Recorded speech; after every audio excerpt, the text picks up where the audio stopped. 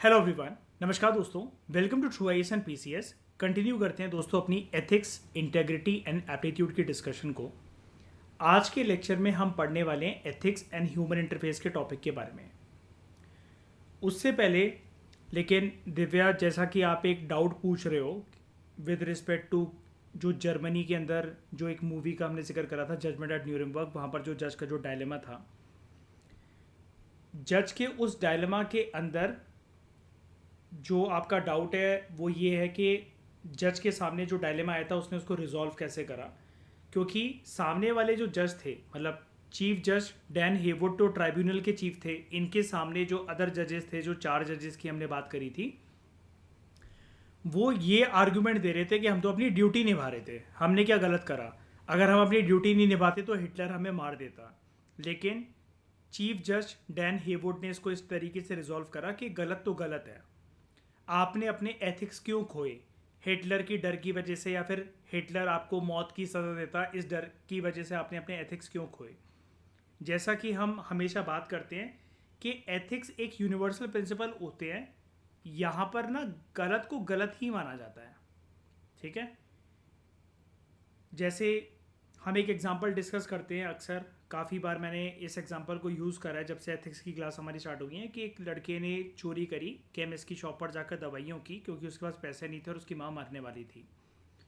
अब मोरालिटी उसकी उसके हिसाब से उस बंदे को बोलती है कि तूने ठीक करा, माँ की जान बच गई, तेरे पास कोई और ऑप्शन नहीं था, वरना तू अपनी आंखों के सामने माँ को मरते हुए देखता। लेकिन एथिक्स ये कहते हैं कि चोरी तो चोरी है, और चोरी अपने आप में बाय नेचर, बाय डेफिनेशन गलत होती है। तो माँ भले ही मर जाए लेकिन चोरी नहीं करनी है। तो एथिक्स बेसिकली क्या है कि आपको अगर एथिक्स को एक वर्ड के अंदर समझना है तो आप इसको महाभारत के कॉन्टेक्स्ट के अंदर आप इसको ऐसे समझ सकते हो कि महाभारत में जो ये 5 पांडव हैं, उन 5 पांडवों में जो सबसे बड़ा भाई है इनका, युधिष्ठिर, एथिक्स युधिष्ठिर है। कैसे? कि भले ही महाभारत का युद्ध हो जाए लेकिन हम झूठ नहीं बोलेंगे। महाभारत के पूरे स्टोरी के अंदर आपको सभी लोग कोई ना कोई एक छल, एक प्रपंच, थोड़ा बहुत झूठ जो है बोलते हुए देखते हैं। इवन श्री कृष्ण भी, हालांकि वो उनकी लीला थी या जो भी थी, लेकिन झूठ तो झूठ ही है, उन्होंने भी बहुत सारे छल का इस्तेमाल करा। लेकिन युधिष्ठिर जो था, महाभारत का युद्ध हो गया, महाभारत का युद्ध हो जाता और हुआ भी, लेकिन युधिष्ठिर जो है उसने सच्चाई का रास्ता कभी नहीं जो है वो छोड़ा, और अपने एथिक्स को कभी गिव अप नहीं करा।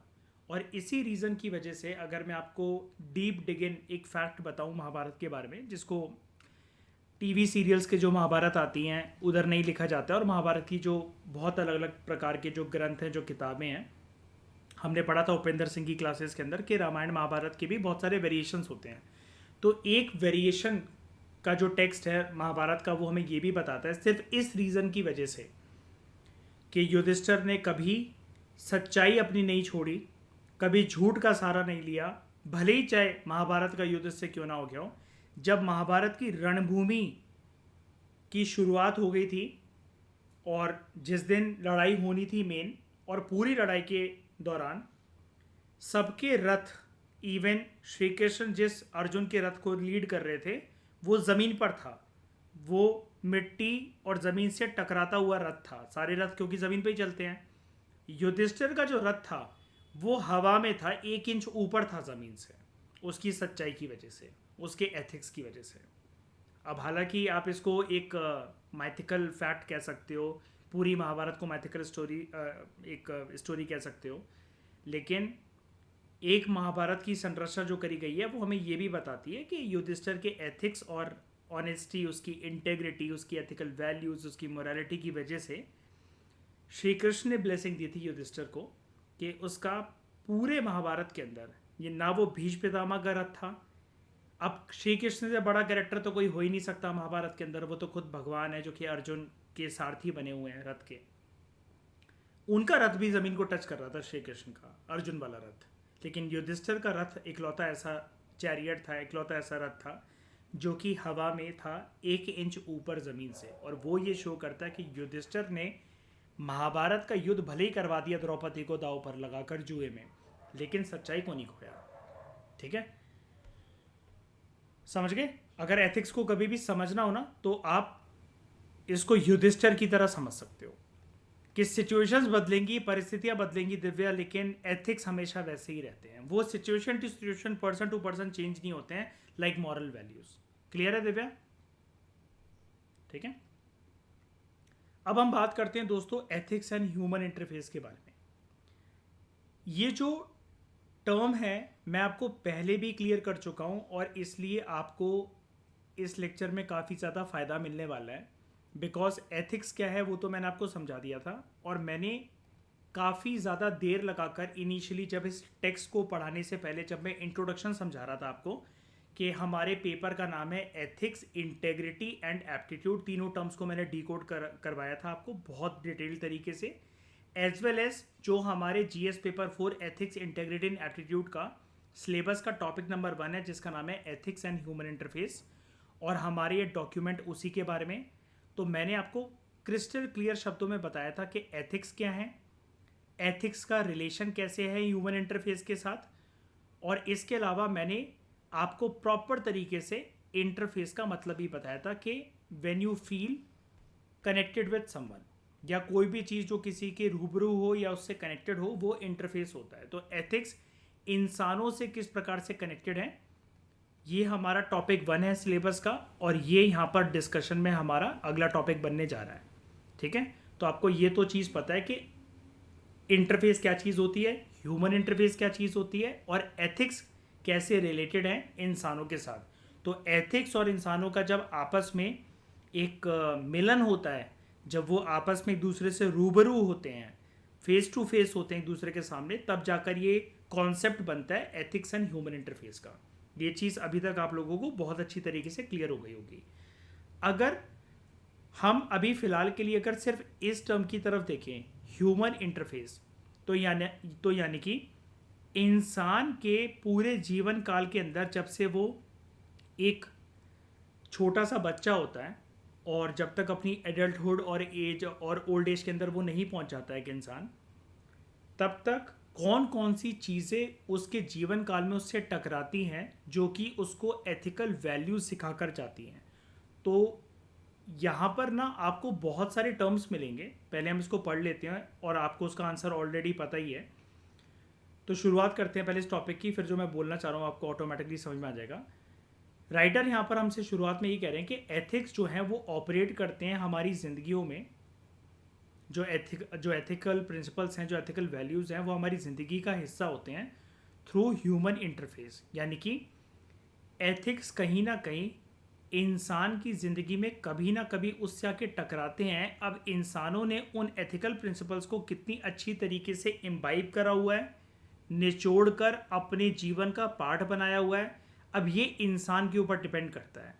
लेकिन इंसान से भी ज़्यादा कि उस इंसान के जीवन में क्या वो एथिकल प्रिंसिपल्स शामिल होंगे, क्या वो इंसान जैसे अपनी ज़िंदगी बिताने वाला है या बिताने वाली है, पैदा होने से लेकर शमशान घाट तक जाते हुए जीवन भर में क्या उसने एथिकल प्रिंसिपल्स को अपनाया, क्या एथिकल वैल्यूज़ को अपनाया, क्या एथिक्स के बेसिस पर अपनी ज़िंदगी चलाई, किसी किसी सिचुएशन में एटलीस्ट क्या एथिक्स दिखाए या फिर नहीं दिखाए।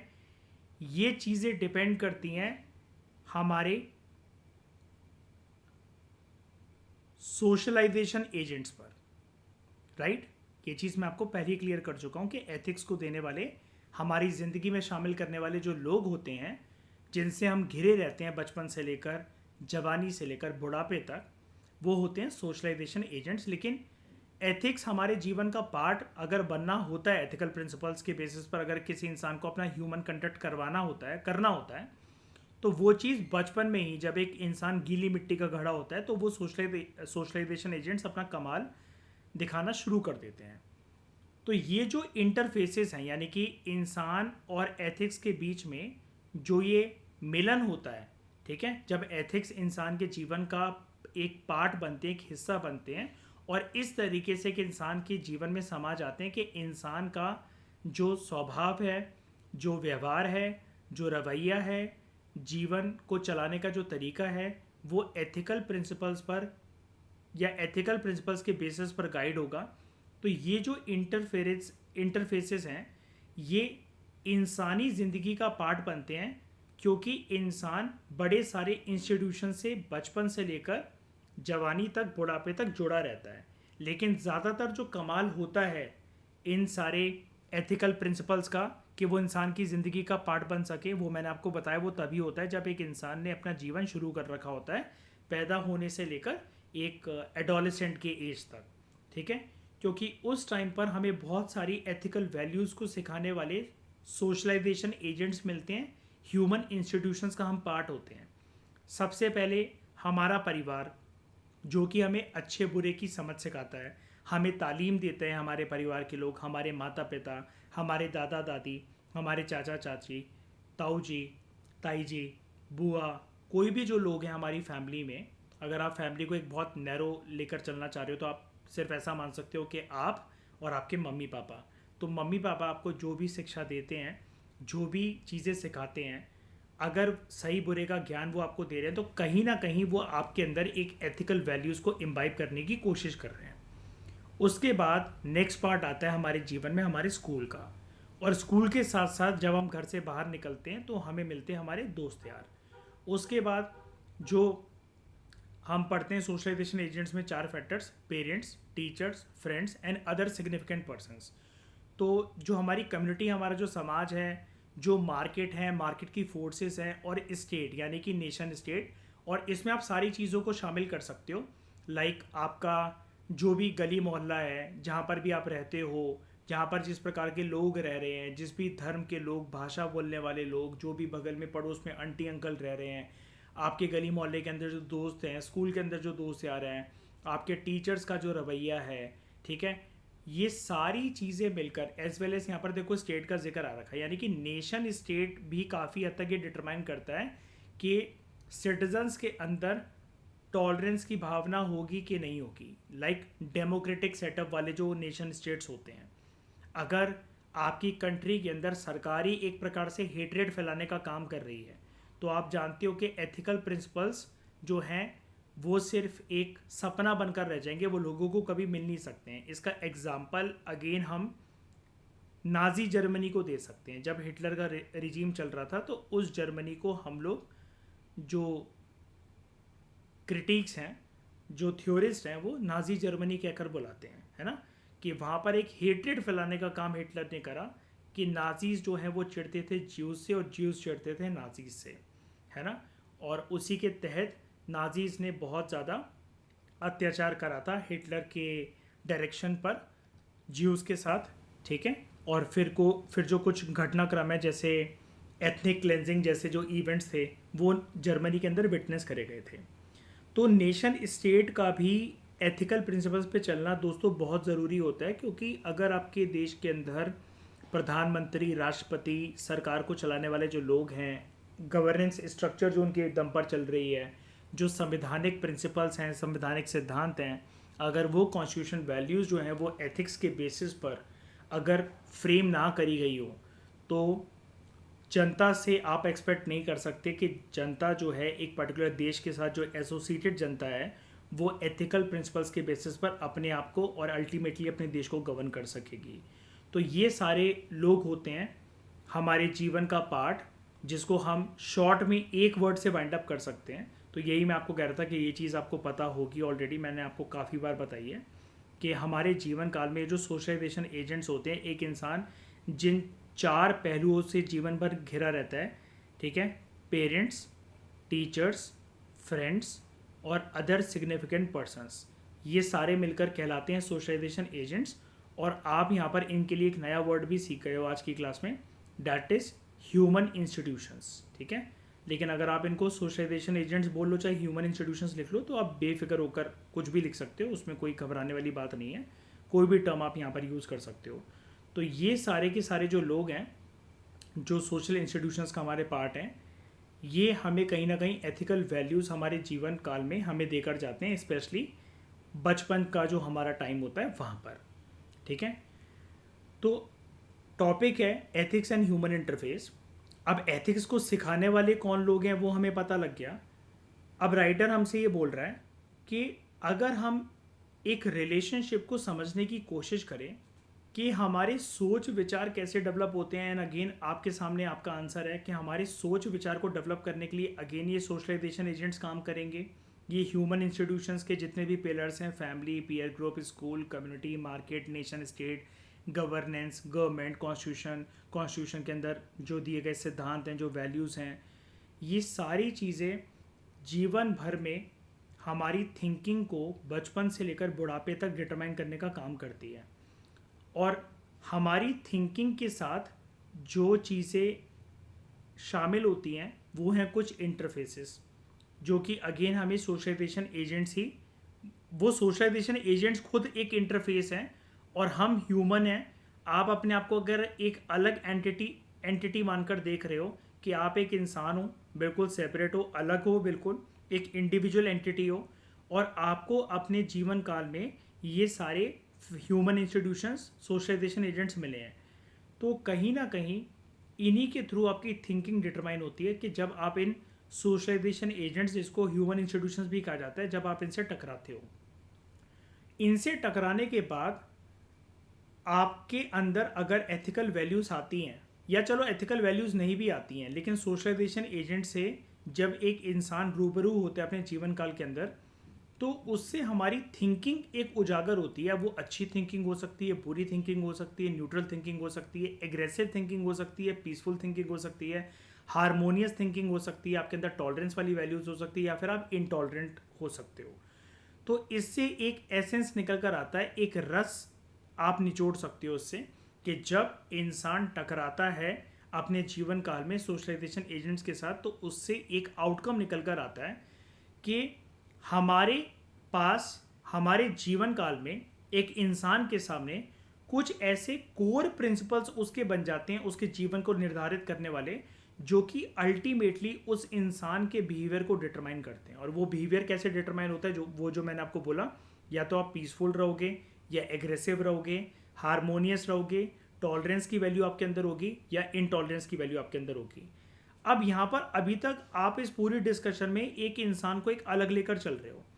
अब ऐसे जो सोशलाइजेशन एजेंट्स हैं, और जो सोशलाइजेशन एजेंट्स लोगों के थिंकिंग पैटर्न को बनाने का काम कर रहे हैं, डायरेक्टली इनडायरेक्टली लोगों के बिहेवियर पैटर्न को डेवलप करने का काम कर रहे हैं, डायरेक्टली इनडायरेक्टली। अब ऐसे एक एक इंसान को, सबको आप जोड़ दो, और उनको मान लो कि वो एक पर्टिकुलर नेशन स्टेट का पार्ट है, वो एक कंट्री का पार्ट है, एक कंट्री के अंदर प्रोविंसेस का, या जैसे जो हमारे राज्य होते हैं उनका पार्ट है। तो जब सारे इंसान अगर एक जैसे हो जाएंगे, तो उस सोसाइटी की ऑटोमेटिकली एक पहचान बनकर आ जाती है कि इस सोसाइटी के लोग ऐसे हैं, उस पर्टिकुलर कंट्री के लोग ऐसे हैं, उस पर्टिकुलर गली मोहल्ले के लोग ऐसे होते हैं। बिकॉज ये सोशलाइजेशन एजेंट्स जिस प्रकार के एक देश में होंगे, exceptions are always there. Like for example, हम यहाँ पर एक छोटा सा एग्जांपल अगर डिस्कस करें तो आपको ज़्यादा बेटर क्लैरिटी मिलेगी। हरियाणा ही वो स्टेट था पास्ट में जिसका ट्रैक रिकॉर्ड बहुत ख़राब रहता था with respect to female infanticide and female foeticide. कोख में ही ये अगर पता लग गया हरियाणा की किसी फैमिली को कि लड़की पैदा होने वाली है, तो कोख में उसको मार देना, या पैदा होने के बाद मार देना।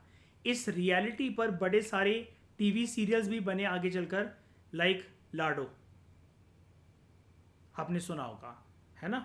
और हरियाणा की स्टार्क रियलिटी से हर कोई रूबरू था, आज तक है, और पता है सबको कि हरियाणा में लैक ऑफ एजुकेशन की वजह से, लैक ऑफ अवेयरनेस की वजह से औरतों को प्रेफर नहीं करा जाता था एज अ गर्ल चाइल्ड, तो उनको मार दिया जाता था, या तो जब महिला गर्भवती है तब, या पैदा होने के बाद एक दूध के पतीले में डाल दिया जाता था। लेकिन यही वो हरियाणा है जिसकी स्टार्क रियलिटी चेंज हुई, धीरे धीरे जागरूकता फैली, और वहीं पर महावीर सिंह फोगाट जैसे जो लोग हैं, उन्होंने गीता बबीता जैसी लड़कियों के पैदा होने के बाद उनको मारा नहीं, उनको इस काबिल बनाया कि वो ओलंपिक्स में गोल्ड मेडल लेकर आए, और देश का नाम उन्होंने रोशन करा। और यही वो हरियाणा है जिसके ऊपर जो सीरियल बनते थे लाडो जैसे, इसी हरियाणा के बेसिस पर एक मूवी बनी दंगल, जो कि सुपर हिट हुई इंडिया, और इंडिया से भी ज़्यादा इसकी कमाई हुई थी चाइना के अंदर। चाइना के अंदर, क्योंकि रेसलिंग को काफ़ी लोग प्रेफर करते हैं, तो जब इसका अनुवाद चाइनीज़ लैंग्वेज के अंदर बनाया गया था तो दंगल मूवी की कमाई इंडिया से ज़्यादा चाइनीज़ इकॉनमी में हुई थी। तो अब आप देख रहे हो कि कैसे सोसाइटी की कुछ कुछ चीज़ें जो होती हैं, कभी कभार जो सोशलाइजेशन एजेंट्स हमें ये जो हमारी थिंकिंग को बनाते हैं, हमारे बिहेवियर को बनाते हैं, तो जो मैं आपसे बात कर रहा था कि एक्सेप्शंस आर ऑलवेज देयर। कभी कभार लोग उन सोशल नॉर्म्स को तोड़ते हुए, जो कि सोशलाइजेशन एजेंट्स ने आपको सिखाए होंगे कि आपको ऐसा रहना है वैसा रहना है। जो लोग हरियाणा के अंदर अपनी बच्चियों को मारते थे, जान जान से मार देते थे, या तो पैदा होने से पहले या पैदा होने के बाद, तो ये एक पूरा प्रचलन था कि हरियाणा में ऐसा एक दो परिवार के इंस्टेंसेस नहीं देखे गए हैं, लाखों सैकड़ों परिवार के ऐसे इंस्टेंसेस देखे जाते थे। लेकिन अब वहीं पर जब समाज के अंदर एक नया मोड़ आया, एक नॉर्म्स ने एक अपनी नई दिशा अपनाई, उसकी वजह से लोगों की थिंकिंग और उनका जो स्वभाव है, जो व्यवहार है, जो रवैया है लड़कियों को लेकर, गर्ल चाइल्ड को लेकर, वो चेंज होने लगा। और इसी चेंज ऑफ एटीट्यूड की वजह से यहाँ पर लड़कियों को पढ़ाया जाता है, लिबर्टी दी जाती है, रेसलिंग करने दी जाती है, और माँ बाप भी सपोर्ट करते हैं, लाइक महावीर सिंह फोगाट जैसे लोग, राइट। तो ये है एक पूरा crux ethics and human interface का। इसमें कुछ ज़्यादा समझाने वाली चीज़ थी नहीं, लेकिन फिर भी कुछ एक्स्ट्रा चीज़ें मैंने आपको बता दी कुछ अच्छे एग्जांपल्स देकर। पहले हम इसके बारे में ऑलरेडी डिटेल में पढ़ चुके हैं कि इंटरफेस क्या होता है, ह्यूमन इंटरफेस क्या होता है, और एथिक्स कैसे जुड़े हुए हैं इंसानों के साथ, जिसके बाद एक कॉन्सेप्ट निखर कर आता है हमारे सामने, एथिक्स एंड ह्यूमन इंटरफेस, जो कि हमारा टॉपिक नंबर 1 है जीएस पेपर 4 का।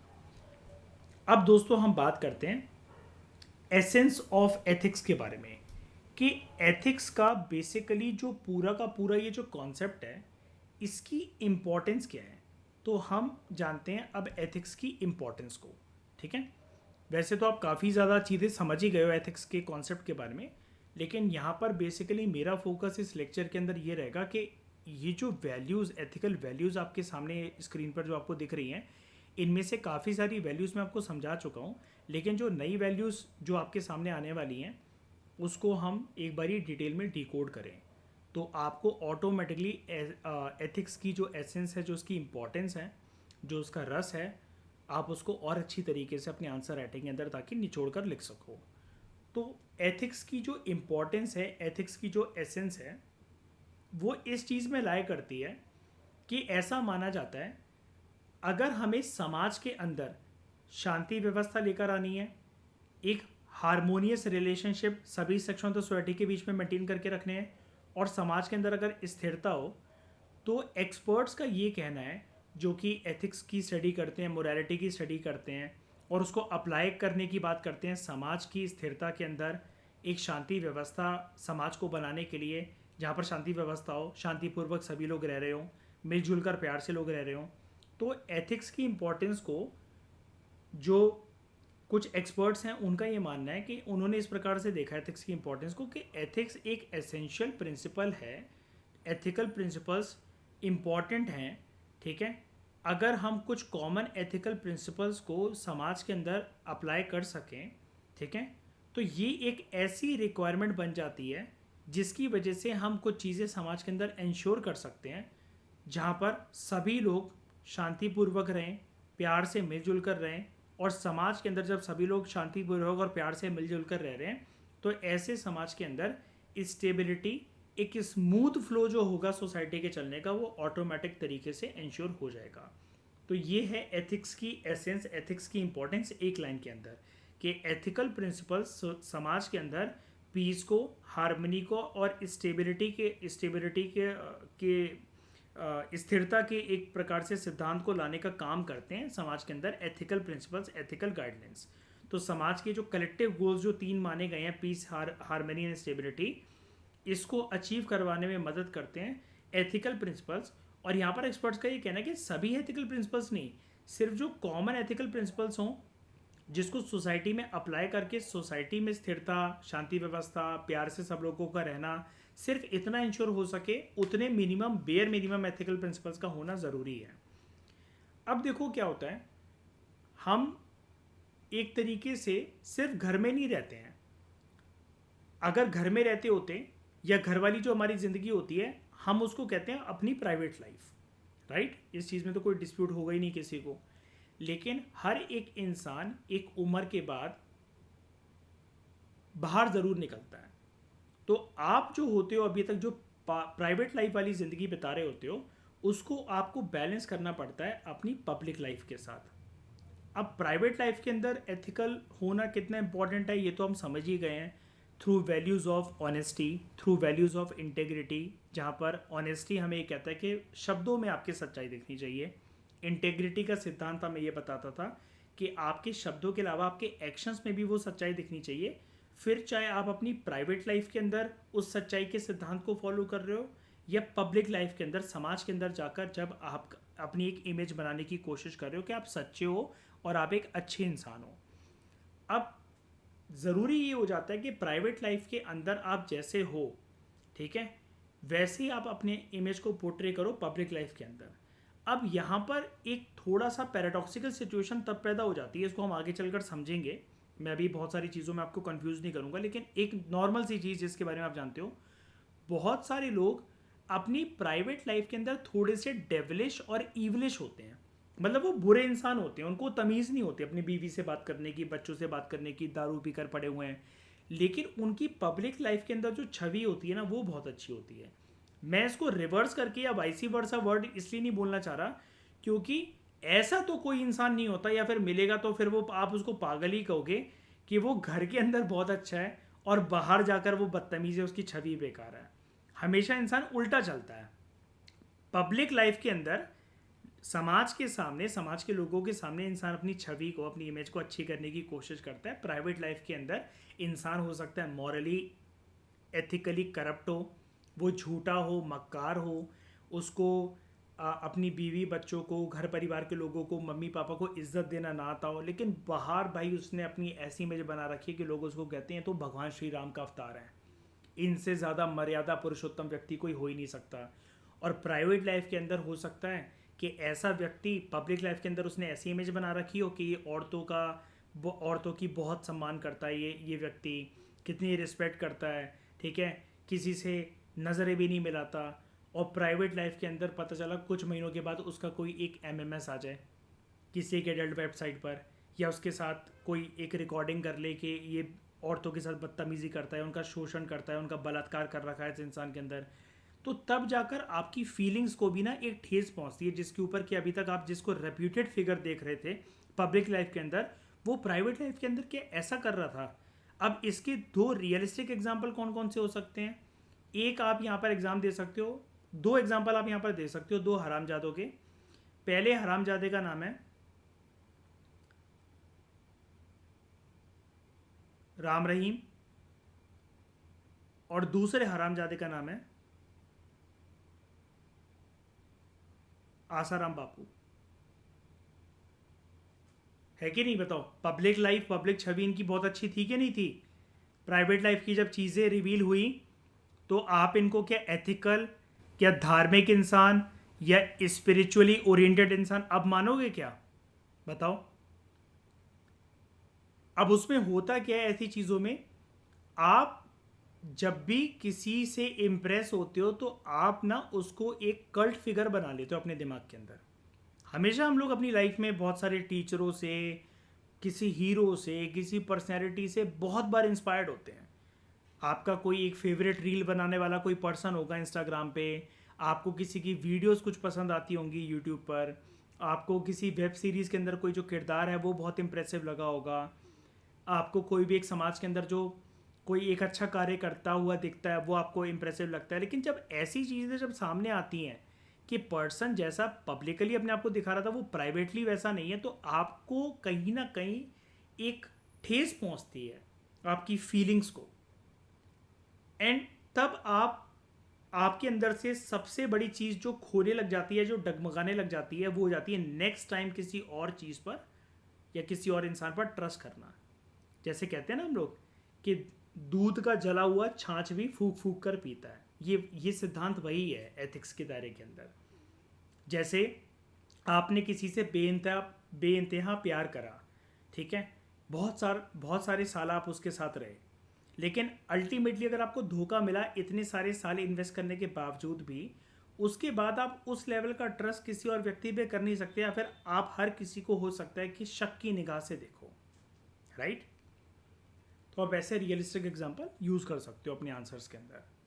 तो खैर हम बात कर रहे थे कि एथिक्स की इंपॉर्टेंस ये है कि कुछ कॉमन एथिकल प्रिंसिपल्स को अगर हम अप्लाई करें समाज के अंदर, तो इससे समाज के अंदर पीस, हार्मनी और स्थिरता जो है वो आएगी, जो कि समाज के कलेक्टिव गोल होते हैं। हर एक समाज इनको पाने का ट्राई करता है, क्योंकि कोई भी समाज ये नहीं चाहता कि वहाँ पर कम्युनल क्लैशेस हों, लोग धर्म के नाम पर, भाषा के नाम पर, किसी एक रिसोर्स की शेयरिंग के नाम पर, लाइक बॉर्डर डिस्प्यूट या रिवर वाटर डिस्प्यूट जो है, ऐसी चीज़ों पर लड़ें, क्योंकि इससे शांति व्यवस्था भंग होती है और लोगों की जो एक प्रकार से स्टेबिलिटी वाली ज़िंदगी है, फिर चाहे वो आर्थिक व्यवस्था के संदर्भ में हम बात करें या फिर हम एक सामाजिक स्तर पर बात करें जहाँ पर इंसान फ्री माइंड होकर रोड पर घूम पा रहे हैं, बिना डर के कहीं जा पा रहे हैं, लोगों के बीच में आपस में तालमेल अच्छा है, बॉन्डिंग बहुत अच्छी है, कोई कम्युनिटी को लेकर, धर्म को लेकर, लैंग्वेज को लेकर, कस्टम्स को लेकर, रीति रिवाजों को लेकर कोई लड़ता नहीं है, तो ऐसी सोसाइटी ऑब्वियसली बात है बेस्ट ही मानी जाती है।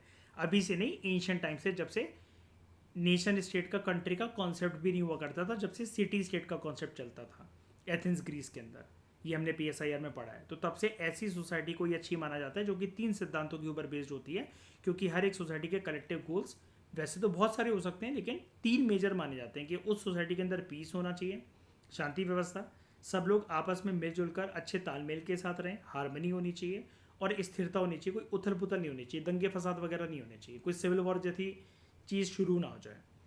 अब क्या होता है, अगर हमारी पब्लिक लाइफ की हम लोग बात करें, जब घर से बाहर निकलते हैं, तो ये सारी एथिकल वैल्यूज़ हमारी रिफ्लेक्ट होती हैं in a basket and category of major ethical values. मतलब ये जो एथिकल वैल्यूज़ हैं, इनके एक प्रकार से जो बच्चे होते हैं छोटे छोटे, तो उसको हम बास्केट एंड या फिर एक कैटेगरी ऑफ एथिकल वैल्यूज़ कह सकते हैं कि एथिकल वैल्यूज़ के भी अलग अलग रंग रूप होते हैं। अब उनमें से बहुत सारी एथिकल वैल्यूज़ तो मैं आपको बता चुका हूँ, लेकिन कुछ कुछ यहाँ पर आपके सामने आज एक नई आने जा रही हैं एथिकल वैल्यूज़, इनके बारे में ज़रा हम थोड़ा सा डिस्कस करते हैं। तो कुछ ऐसी प्रोमिनेंट एथिकल वैल्यू जो कि पब्लिक लाइफ के अंदर निभाना बहुत ज़रूरी है, वो कौन कौन सी हैं? एक हो गई आपकी अकाउंटेबिलिटी, दूसरी आपकी हो गई एम्पैथी, तीसरी आपके अंदर होनी चाहिए ऑनेस्टी, फिर एक जो वैल्यू है आपके अंदर दैट इज़ इंटेग्रिटी, ठीक है, और ऑनेस्टी और इंटेग्रिटी के बीच में क्या डिफरेंस है ये मैंने आपको बताया था। फिर एक वैल्यू है जो कि एथिकल वैल्यू मानी जाती है, दैट इज़ प्रोबिटी, एंड उसके अलावा कंपैशन, और भी होती हैं, धीरे धीरे करके कोर्स में हम सीखते रहेंगे, लेकिन जिसके नाम पहली बार आते हैं तो मेरी ड्यूटी ये कहती है कि आपको उसके बारे में डिटेल में बता दिया जाए, जैसे आपने पहली बार नाम सुना उसका, ताकि आगे चलकर आपको कोई भी दिक्कत ना हो। अब जैसे मैंने आपकी साइकोलॉजी इस तरीके से मोल्ड करी कि एथिक्स को स्टार्ट करवाते हुए जब भी ये सबसे पहले तो जो टर्म्स आए, एथिक्स, इंटेग्रिटी, एप्टीट्यूड, एथिक्स कैसे अलग है मोरालिटी से, इंटेग्रिटी कैसे अलग है ऑनेस्टी से, वैल्यूज़ और मोरालिटी में क्या फ़र्क है, एथिक्स और मोरालिटी में क्या फ़र्क है, ठीक है, ये सारी चीज़ें मैंने आपको ऑलरेडी इतनी डिटेल में कवर करवा दी हैं कि अब आप इनको ज़्यादा अच्छे तरीके से समझ सकते हो। ये जो थिन लाइंस है ना इन सब के बीच में, एथिक्स और मोरालिटी, ऑनेस्टी और इंटेग्रिटी, है ना, ये सारी चीज़ें अब आपको क्रिस्टल क्लियर हो चुकी हैं। और उसके साथ साथ हमने और भी चीज़ों की बात कर ली थी, लाइक वैल्यूज़ या वैल्यू सिस्टम क्या होता है, जो कि हमें घर परिवार और समाज या सोशलाइजेशन एजेंट से मिलता है। हमने एप्टीट्यूड के कॉन्टेक्स्ट के अंदर पर्सनैलिटी की भी बात करी थी, है ना, कि किसी भी दो इंडिविजुअल की पर्सनैलिटी कभी सेम नहीं हो सकती पृथ्वी पर, साइकोलॉजी हमें कहती है, मनोवैज्ञानिक हमें बताते हैं, क्योंकि सब लोगों के एक्सपीरियंसेस अलग अलग होते हैं। तो जब सब लोगों के एक्सपीरियंस अलग अलग हैं, और इवन मैंने इनफैक्ट आपको ट्विंस की स्टडी भी बताई थी कि हम शक्ल जो लोग हैं, मैंने आपको रघु राजीव की फ़ोटो दिखाई थी, वो जो 2 भाई जो रोडीज़ का ऑडिशन लेते थे पहले, तो ट्विंस होने के बावजूद भी किसी भी 2 इंडिविजुअल की पर्सनैलिटी कभी सेम नहीं हो सकती, क्योंकि पर्सनैलिटी सिर्फ फिजिकल एस्पेक्ट के अंदर नहीं देखी जाती है, it is about your feelings, your expression, your behaviour, और ये सब कुछ आपका बदलता रहता है सिर्फ एक फैक्टर की वजह से, दैट इज़ एक्सपीरियंस। और जहाँ किसी भी 2 इंडिविजुअल के कभी सेम एक्सपीरियंस हो ही नहीं सकती, क्योंकि अगर एक्सपीरियंस सेम हो भी रहा है तो उसकी जो रिफ्लेक्शन आपके दिलो दिमाग के अंदर आ रही है वो सबकी अलग अलग होगी। कोई बहुत बड़ा कोई एक्सपीरियंस किसी के साथ होता है लेकिन फिर भी वो चीज़ों को इंसान जो है वो लाइटली लेता है, वो उतना दिल पे लोड नहीं लेता। लेकिन कुछ लोगों को छोटी छोटी बातें भी किसी की बुरी लग जाती हैं। तो हर किसी के मन के अंदर क्या चल रहा है किस टाइम पर, किसको कोई बात किसी की बुरी लग गई, अच्छी लग गई, या किसी ने माइंड ही नहीं करा, या कोई किसी के बारे में इतना सोचता ही नहीं है, कोई चीज़ों को बहुत ऐसे ही रखता है कि कैजुअल तरीके से हाँ यार उसने बोला था, बात खत्म होगी, रात का ही बात गई है। लेकिन कुछ लोग दिल से लगा कर बैठ जाते हैं। तो हर किसी पर्सन के जीवन में एक्सपीरियंसेस अलग अलग होते हैं और उन एक्सपीरियंसेस की रिफ्लेक्शन अलग अलग होती है। इस वजह से हमारी पर्सनैलिटी भी अलग अलग बनती है। तो ये सारे कॉन्सेप्ट्स अभी तक जितने मैंने आपको बताए A to Z आप अच्छे तरीके से जान चुके हो। आज के लेक्चर में हमारे लिए सबसे इम्पॉर्टेंट जो एथिकल वैल्यू जानने लायक है वो है अकाउंटेबिलिटी। तो अकाउंटेबिलिटी के बारे में दोस्तों हम डिटेल तरीके से हम लोग जानते हैं, यहाँ पर डिस्कस करते हैं कि व्हाट इज़ अकाउंटेबिलिटी। देखो, सबसे इम्पॉर्टेंट आस्पेक्ट और कॉन्सेप्ट जो आपको याद रखना है जब भी आपके सामने वर्ड आएगा अकाउंटेबिलिटी, या फिर जब भी आप इसको यूज़ करोगे अपनी आंसर राइटिंग के अंदर, सबसे इम्पॉर्टेंट बात तो आप इसके कॉन्टेक्स्ट के अंदर ये याद रखो कि अकाउंटेबिलिटी जो है वो होता है कि आप ना रिस्पॉन्सिबल हो। It is being responsible, it is being responsible, ठीक है, फॉर योर एक्शंस। आप अपने एक्शंस के लिए बहुत ज़्यादा रिस्पॉन्सिबल हो। इसके साथ साथ you are also willing to explain your actions. आप उनको एक्सप्लेन करने के लिए भी तैयार हो। फिर चाहे आपके एक्शंस का जो रिजल्ट है, जो आउटकम है, वो चाहे भले ही कैसा भी हो। दो ही चीज़ों में हो सकता है किसी भी एक्शन का आउटकम, या तो पॉजिटिव या तो नेगेटिव। लेकिन आप ये जिम्मेदारी लेने के लिए तैयार हो कि मैं एक एक्शन ले रहा हूँ, उस एक्शन के आउटकम को या रिजल्ट को भी मैं सामने वाले को समझाने के लिए तैयार हूँ। तो basically accountability is about taking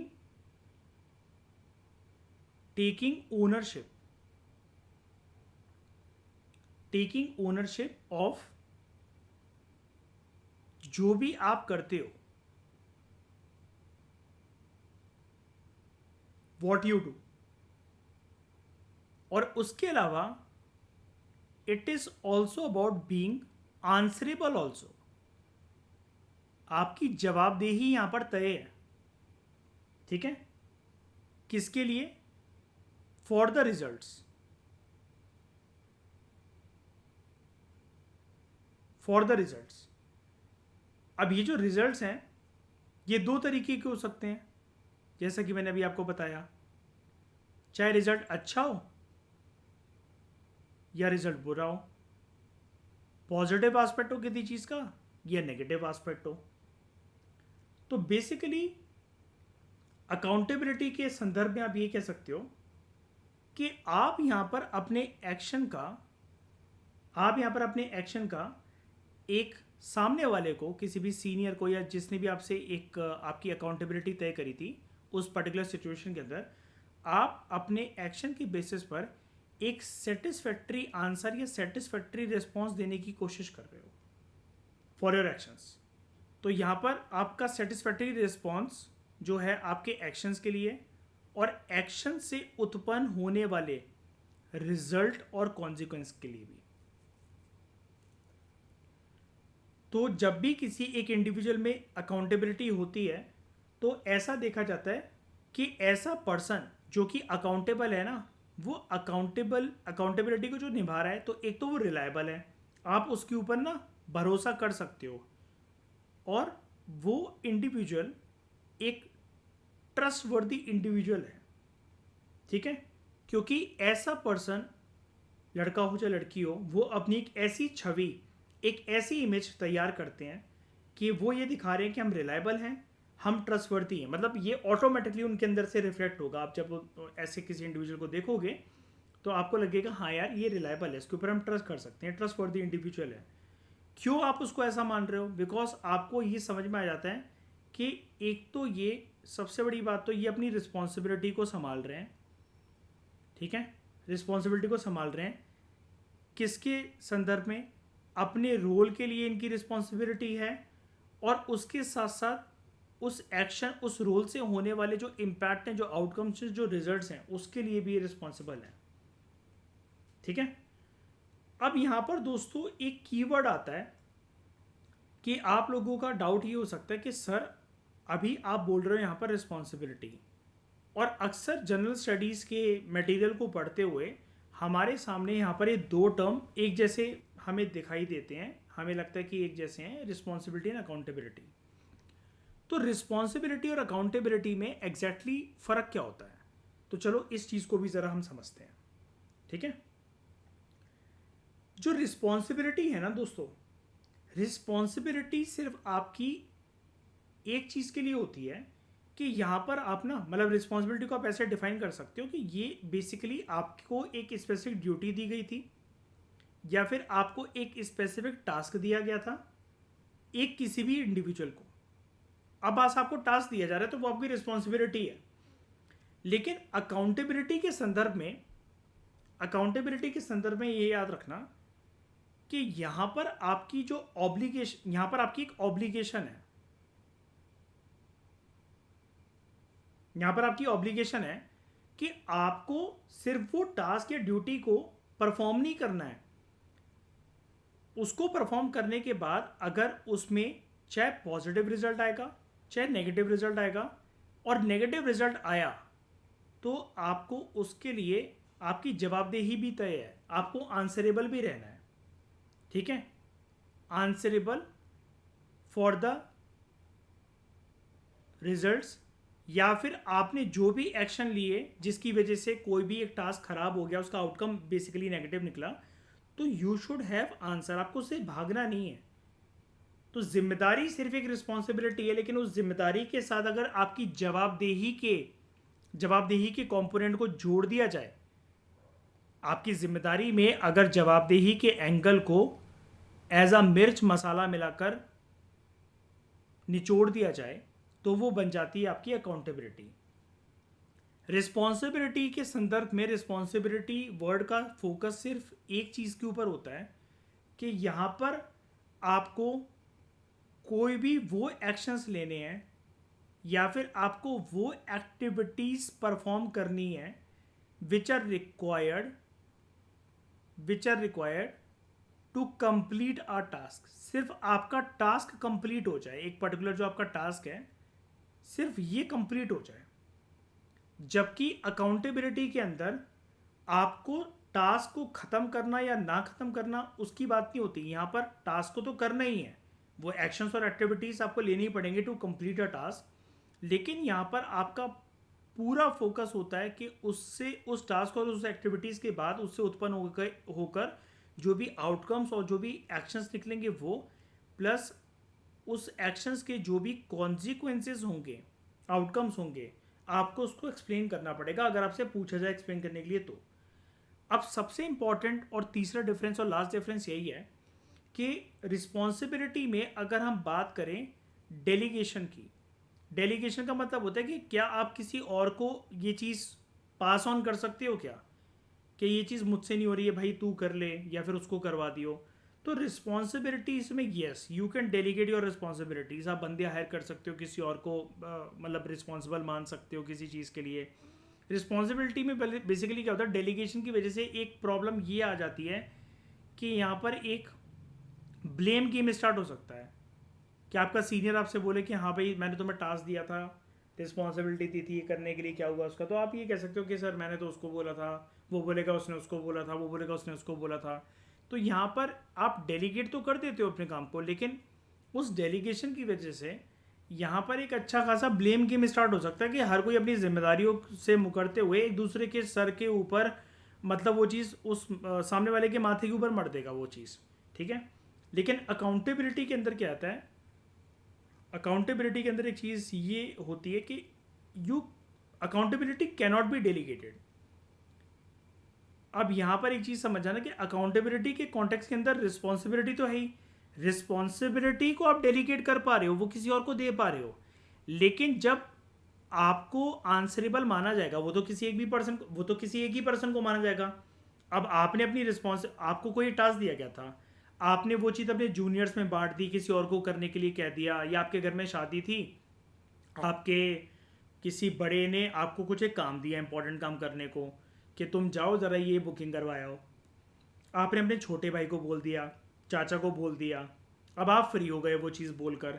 लेकिन जिसने मेनली आपको पहली बार उस काम के लिए बोला था, वो तो आपकी गर्दन नहीं पकड़ेगा ना कि मैंने तो तुम्हें बोला था, मुझे उससे क्या मतलब कि तुमने 10 लोगों को और बोल दिया। तो समझ रहे हो, अगर आपको कोई काम बोला गया था, आपने वो 10 लोगों को और बोल दिया, तो वो हो गया आपकी रिस्पॉन्सिबिलिटी को डेलीगेट करना। लेकिन अगर आपके पापा ने, आपके ताऊजी ने, दादाजी ने आपको वो काम बोला था, तो उनको कोई मतलब नहीं है कि तुमने फिर अपने छोटे भाई को बोल दिया, चाचा जी को बोल दिया था, या मम्मी को बोल दिया था इस काम के लिए। उनको कोई मतलब नहीं है ये काम क्यों नहीं हुआ, इसकी जवाबदेही, इसका जवाब देना अब ये तुम्हारे मत्थे मड़ेगा। अब इसका आंसर तुम्हें ही देना पड़ेगा, उन सामने वाले को कोई मतलब नहीं है। छोटा सा एग्जांपल ले लेते हैं इसका, कि टीचर ने आपको बोला कि ये कुछ कॉपीज़ हैं बेटा, मेरे स्टाफ रूम के अंदर रख दो, मैं थोड़ी देर में वहाँ पर जाऊँगी, मेरी टेबल पे इसको रख देना। अब रास्ते में आपने किसी और को बोल दिया, कि थे एक जूनियर को बोल दिया कि जा यार मैम की ये फलाना फलाना मैम है, इसकी टेबल, इनकी टेबल पे जाके तुम ये कॉपीज़ रख देना। अब वो बच्चा वहाँ तक नहीं पहुँचा, या वो कहीं गलत जगह पर रखाया कॉपी, तो आपने अपनी रिस्पॉन्सिबिलिटी को डेलीगेट तो कर दिया यहाँ पर, कि मैम ने आपको बोला था और आपने किसी और को बोल दिया कॉपी रखने के लिए। अब आप निश्चिंत होकर के, संतुष्ट होकर के बैठे हो कि मैंने तो मैम का काम कर दिया। अब मैम एकदम से भनकते हुए आई आपके ऊपर कमरे पे, कि हाँ भाई मैंने तुम्हें बोला था, कॉपीज़ कहाँ हैं, कॉपीज़ तो गायब हो गई हैं वहाँ से, मेरे टेबल पे तो पहुँची ही नहीं है। अब आप कहोगे मैम क्या बात कर रहे हो, मैंने खुद रखी थी या किसी को बोला था। अब आप ये तो नहीं कह पाओगे कि मैंने किसी को बोला था, तो आप बोल दोगे मैंने खुद रखी थी। अब उसकी आंसरेबिलिटी इस टास्क की, कि मैम ने बोला आपको स्टाफ रूम में मेरी टेबल पे कॉपी ये रख कर आना। अब आप मैम से ही नहीं कह सकते कि मैम रास्ते में मेरे को यश मिला था, राजवीर मिला था, फलाना टिकमा मेरा दोस्त मिला था, मैंने उसको बोल दिया था क्योंकि मैं किसी और काम में बिजी हो गया था। आपको बोला गया था, तो अब जवाबदेही आपकी है। अकाउंटेबिलिटी के संदर्भ में टीचर को कुछ नहीं लेना देना कि तुमने किसको डेलीगेट कर दिया था, किसके मत्थे मर दिया था अपना टास्क। आंसर, रिजल्ट और आउटकम देने की जिम्मेदारी, ये पूरा का पूरा ब्लेम अब तुम्हारे मत्थे मरा जाएगा।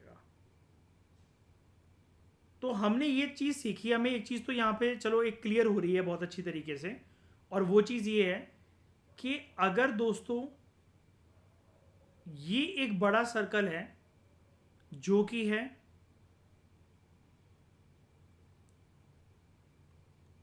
अकाउंटेबिलिटी का सर्कल, तो इसके अंदर अगर कोई भी एक जो छोटा गोला है वो हो जाएगा रिस्पॉन्सिबिलिटी का। कहने का मतलब ये है accountability is something bigger than the responsibility, क्योंकि यहां पर है सिर्फ टास्क, लेकिन यहां पर है टास्क के साथ साथ आपकी जवाबदेही, आंसरेबिलिटी।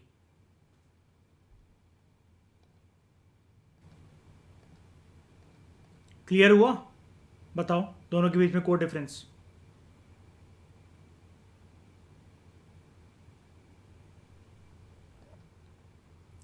तो यहाँ पर दोस्तों मैंने आपको क्रिस्टल क्लियर तरीके से बता दिया what is the core difference between responsibility and accountability.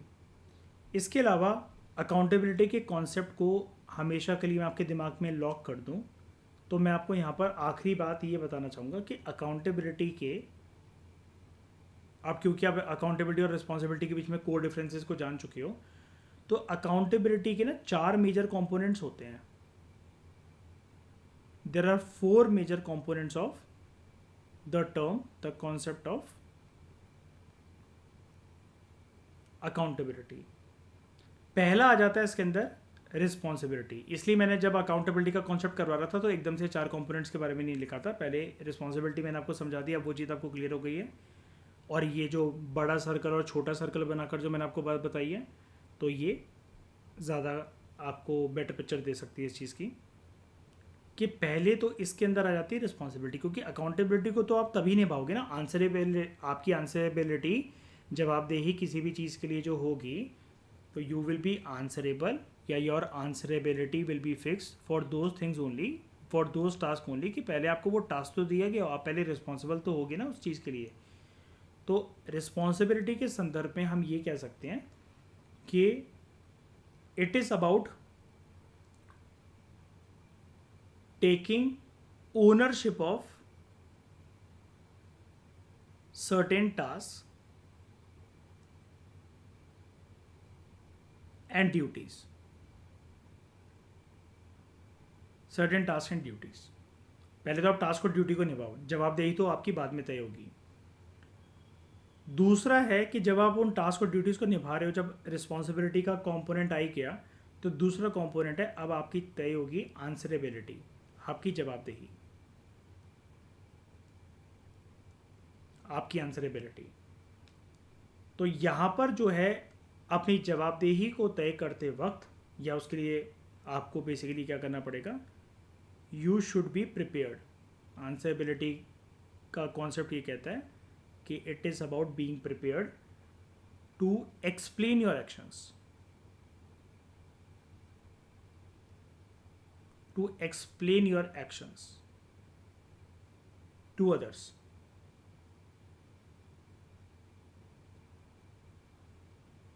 Specially आपको तब एक्सप्लेन करना पड़ेगा, तो वो अच्छा कुछ होगा तब तो कोई आपसे एक्सप्लेनेशन मांगेगा नहीं, तो शायद से आपको क्रेडिट मिल जाए, लेकिन specially when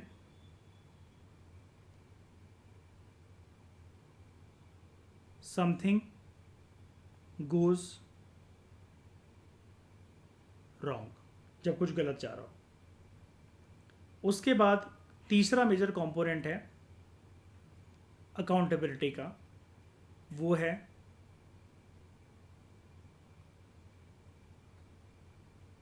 consequences.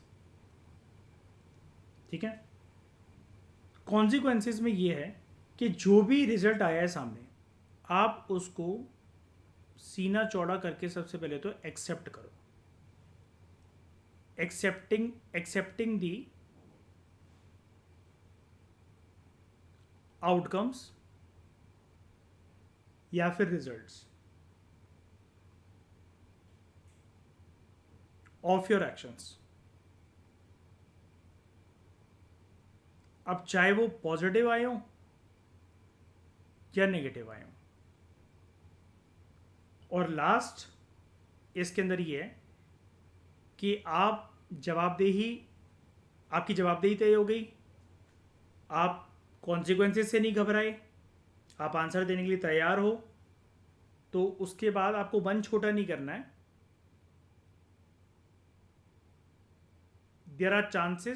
always there are chances for learning and improvements from your failure। कम से कम आपके अंदर एक हिम्मत तो आती है, मतलब अकाउंटेबिलिटी का कॉन्सेप्ट यही कहता है कि आपके अंदर एक हिम्मत तो आती है, कम से कम आपकी जवाबदेही जब तय हुई थी तो आपने जवाब देना सही तो समझा, अपनी जिम्मेदारी को निभाया। तो भले ही रिजल्ट जो है वो नेगेटिव हो गया, आपके अनुसार चीज़ें नहीं गई जैसा आप सोच रहे थे वैसा नहीं हुआ, कोई बात नहीं। तो आपको यहाँ पर अपनी गलतियों को यूज़ करना होता है अपॉर्चुनिटीज़ की तरह। अपनी गलतियों को अपनी अपॉर्चुनिटीज़ बनाना है to learn and improve in future. ठीक है, तो इन चीज़ों को हम अपनी एथिक्स की केस स्टडीज़ के अंदर यूज़ करेंगे। कुछ जगह पर जो थ्योरी वाले क्वेश्चंस आते हैं वहाँ पर भी यूज़ हो सकते हैं। हमें एथिकल वैल्यूज़ के नाम तो लिखने ही पड़ते हैं, बट ज़्यादातर and in a great manner it will help you in case studies, जहाँ पर आप राइट वर्ड को यूज़ करना सीख जाओगे धीरे धीरे करके। और धीरे धीरे करके ये सारी एथिकल जो वैल्यूज़ हैं आप इनके बारे में काफ़ी अच्छी तरीके से सीख जाओगे। फिर आपको पता लग जाएगा कि आपके पास 50 to 60 अराउंड 100 के आसपास, 100 से ज़्यादा नहीं होती है हमारे कोर्स के अंदर, सारी एथिकल वैल्यूज़ जो हैं आपके पास प्रिपेयर्ड होंगी, जैसे कुछ एथिकल वैल्यूज़ हमारे कोर्स का पार्ट है, लेकिन कुछ उनका एक मिरर इमेज होती हैं। लाइक इंटेग्रिटी हमारे पेपर के नाम में ही है, एथिक्स, इंटेग्रिटी एंड एटीट्यूड। लेकिन इंटेग्रिटी के साथ ऑनेस्टी आपकी आ गई तो आपकी दो ये वैल्यूज़ हो गई, समझ रहे हो। ऐसे ही सिंपैथी एंड एम्पैथी, ठीक है, दो वैल्यूज़ हो गई। उसके बाद आंसर, ये अकाउंटेबिलिटी एंड रिस्पॉन्सिबिलिटी, अगेन दो वैल्यूज़ हो गई आपकी, ठीक है। एथिक्स एंड वैल्यूज़ में क्या फ़र्क है, तो अगेन ये एक दो टर्म्स बन गई आपकी, तो 8 टर्म तो अभी आपकी प्रिपेयर हो चुकी हैं।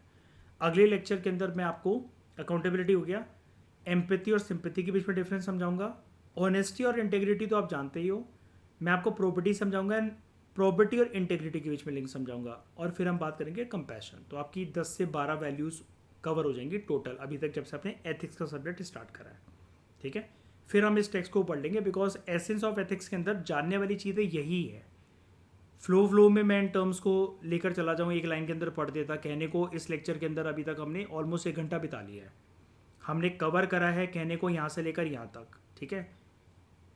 अब कोई देखे इस चीज़ को कि यार 1 घंटे में सिर्फ इतनी कवरेज हो रही है, क्या बेवकूफ़ी है ये तो, लेकिन दिस इज़ वेरी इंपॉर्टेंट। अगर आप इनको अभी नहीं सीखोगे तो फिर इसका राइट टाइम आगे चलकर नहीं आएगा, बिकॉज एथिक्स का पेपर ऐसा है कि हमें वो अच्छे बच्चों की तरह एक सिस्टमैटिक वे में नहीं करना होता है। इनफैक्ट मैं किसी भी सब्जेक्ट के अंदर एक सिस्टमैटिक वे के अंदर एक अप्रोच लेके चलने की बात नहीं करता हूँ, कि जहाँ पर जो टर्म आ गई है वो हैवी टर्म है, तो in my lectures you will never ever listen कि मैं ये कहूँ कि हम बाद में पढ़ेंगे। मैं जब भी बात का कहता हूँ तो मैं कहता हूँ कि राइट जगह पर इसके बारे में डिटेल में बात करेंगे, लेकिन वहाँ पर जब आप रिवाइज कर रहे होगे तो एटलीस्ट आपको एक बारी क्लिक हो जाए, आपको रट्टा ना मारना पड़े कभी भी। अगर आप एक अच्छे स्टूडेंट हो जो कि कॉन्सेप्चुअल क्लैरिटी में ज़्यादा यकीन करते हो, जो कि यूपीएससी को निकालने के लिए इंपॉर्टेंट है, वरना सारे रट्टू तो ने निकाल लिया होता एग्जाम।